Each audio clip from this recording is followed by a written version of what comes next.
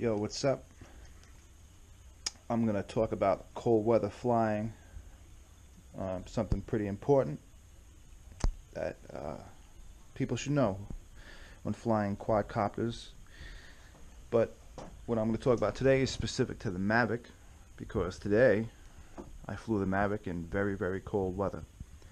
In fact, it was probably around 9 degrees with the wind chill factor. I was out hunting, and I got down, take a little break, and decided to go fly my quad.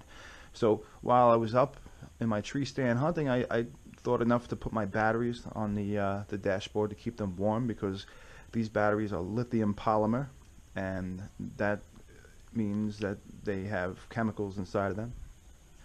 And the chemicals, they need to be able to move freely to react to create the energy that allows you to fly. And if they're too cold, the molecules can't move around, and that can cause serious issues. But today, now that I said that I was warming my batteries up on my dashboard, I had other issues that you should also take into consideration when you're flying quads in the cold weather. Not just the Mavic, but anything that flies.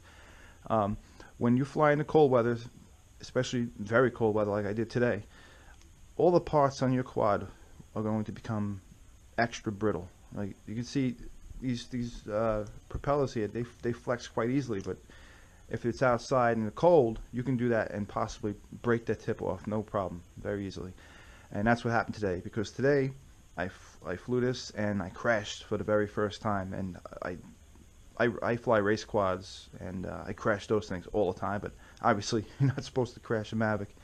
And I was coming down in between a real tight area. I got blown into a tree. And normally, if you're flying the Mavic and you hit something, you know, nothing too substantial, it's like a twig, this propeller will move back a little bit, and it'll correct itself, and it'll start to fly, and the Mavic will restabilize after.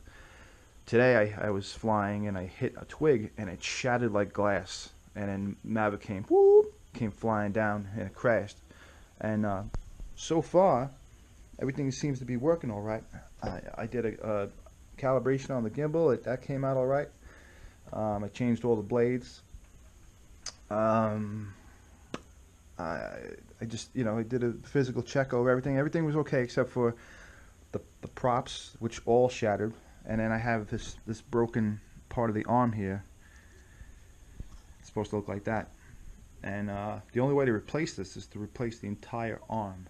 So I'll have to take it apart, and I'll have to resolder all the signal wires back, and it's just going to be a pain in the ass when I change it. I mean, it's really no need to change it at this moment, but as you can see, it flexes up a little bit, and that's not good.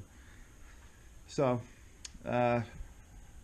that's something you should take into consideration, that not only your propellers but other parts of your quad, they can become very brittle in the cold weather. And if you come down, you land hard, there's a real possibility that you could break something, even if you're flying, like you always do. Just coming down a little hard might cause something to break. So now I have this little eyesore going on right there, and it's driving me crazy. So I'm probably gonna have to buy the rear left arm and change it. Hopefully it doesn't void my warranty.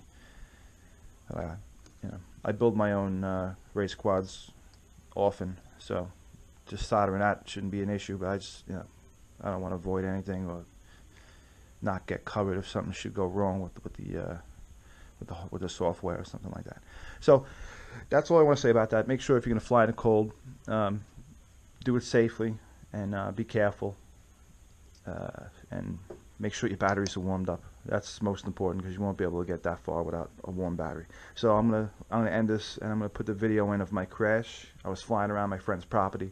I'm not gonna bore you with that, so I'll speed it up until the part of the crash, and you can see where things went wrong. All right, stay cool. Bye.